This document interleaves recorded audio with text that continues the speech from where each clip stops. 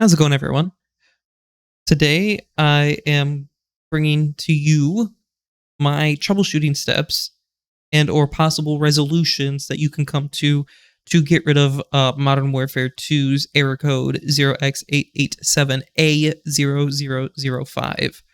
Uh, a lot of people say that this has something to do with graphics drivers, which can be the case. However, it can also be other things as well.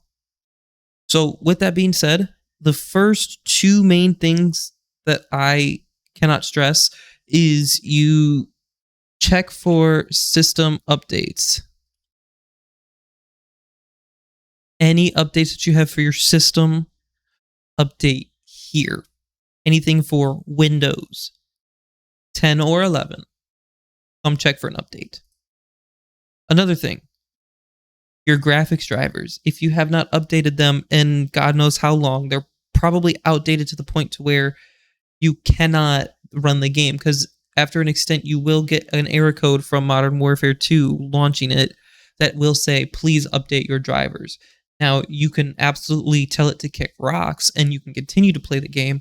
However, that is that risk that you're taking to cause instability. So, right here, obviously you can see I'm running the latest graphics drivers, and you can get those through GeForce Experience, or if you open up your preference of browser and just type in NVIDIA drivers, and it's usually the first link. You'll put in your graphics card. Usually it auto detects, sometimes it doesn't, and you want the game ready drivers. You'll click search, and the latest driver will pop up. And you'd go ahead and click download, an exe file would download, and you would execute that. Once that's all said and done with, you can go ahead and close out of your browser, and always do a restart after doing graphics drivers and or Windows updates if they don't prompt you to, just as a way to confirm that you have the clean, fresh install of your drivers complete. Now, another thing that I found as a problem, which completely caught me off guard, are anything like Discord or any RGB peripheral controllers like Corsair iQ, or even your firewall, antivirus, anything of that some sort. Now, a lot of people, when they open up Discord, they have it and they're like, oh, I don't need it, close, it's gone. Now, unless you actually configure the settings in Discord to when you hit the X, it actually terminates the program is actually still running in the background. And if you come down here to your icon showcase, you can see Discord is still running.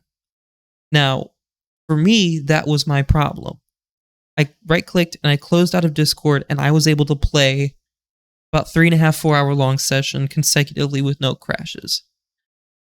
Whereas before that, I could barely play 20 minutes, half hour, or even I couldn't even play a full campaign mission or one multiplayer match. So obviously there was progress. Another thing as well, as I was saying, is your RGB peripheral controllers. Corsair iQ is a perfect example. While you might want to check for an update, but you also definitely, if you're not using it and if you have your settings and configurations saved locally to your peripherals, go ahead and close out of that. It can end up causing something. It might trip Ricochet, their anti-cheat, for whatever reason. You don't know.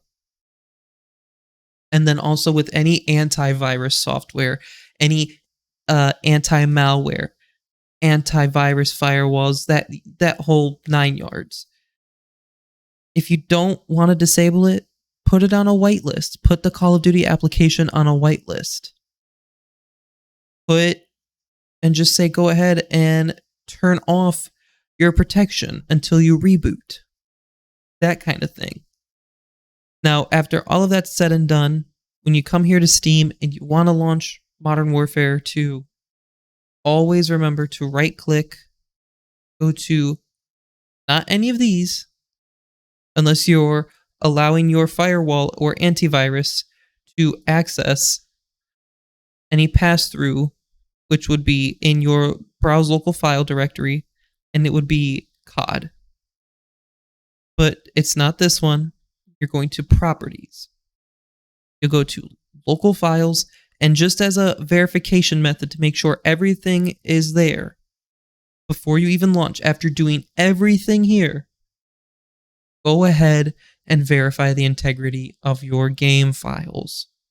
That's going to ensure that your game files have the latest shadows, textures, anything like that cached, or based off your drivers being updated, it's going to clear said cache.